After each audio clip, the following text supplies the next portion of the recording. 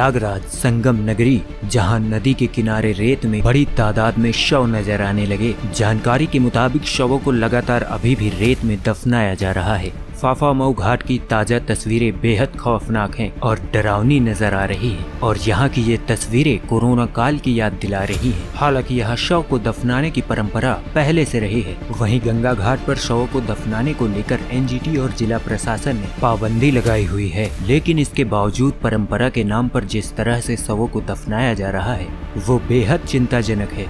फाफा मऊ घाट में दर्जनों की तादाद में शवों को रेत में दफन किया जा रहा है, जिससे यहाँ जिस ओर नजर डालो सिर्फ कब्रें ही कब्रें नजर आ रही हैं। इस मामले को लेकर प्रयागराज के मेयर का कहना है कि इसको लेकर के लोगों को जागरूक किया जा रहा है और शवों को रेत में न दफनाएं, और अगर ऐसा होता है तो शवों का अंतिम संस्कार नगर निगम करवाएगा। देखिए, नगर निगम के स्तर पर लोगों को जागरूक भी किया जा रहा है, क्योंकि एक परंपरा रही है पुरानी, लोग शव ज़मीन में गाड़ने का काम करते थे और पिछले कोरोना काल में चीज़ें जो दिखाई पड़ी उसको ध्यान में रखते हुए गंदगी गंगा जी में ना जाए और इस तरीके से शव गाड़ने की व्यवस्था न हो, तो इस नाते समाज को भी जागरूक करने का काम किया जा रहा है।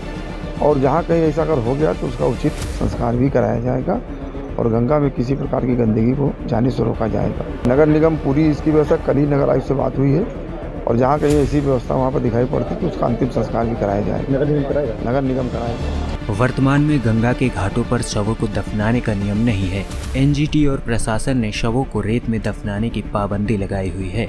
इसके बावजूद गंगा किनारे प्रयागराज में शवों को दफनाया जा रहा है।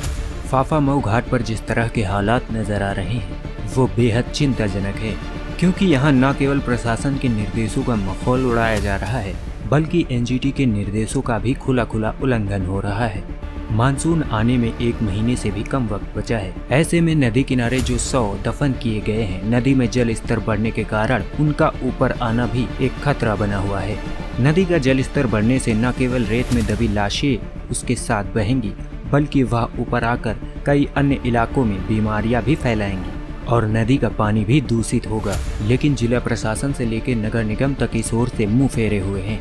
लोगों का कहना है कि प्रशासन और नगर निगम का इस ओर कोई ध्यान नहीं जा रहा। लोगों का कहना है कि शवों को अंतिम संस्कार के लिए अगर घाट पर लकड़ी उपलब्ध हो तो दफनाने की कोई जरूरत नहीं होगी। हालांकि कुछ लोग शवों को दफनाने से परंपरा को भी जोड़ते हैं। सफाई है कि इसमें गंगा जी का कोई सफाई तो है नहीं, लेकिन मानसून आने वाला है। जब गंगा जी बढ़ेगी तो वापस जितना कचरा है, जितनी बॉडी है, जो बची हुई अस्थियाँ हैं, वापस गंगा जी में जाएंगी। गंगा में जाएंगे, गंगा जी जो है सफाई के मामले में कुछ नहीं रह गया है, वापस कचरा होने ही वाला है। तो सरकार को विशेष ध्यान देना चाहिए कि नगर सफाई जो है कुंभ के मेले के पहले हो जाए। बहुत जबरदस्त यहाँ का नज़ारा हमने सोशल मीडिया से बराबर देखा था, इससे बहुत भयंकर था यहाँ का नज़ारा।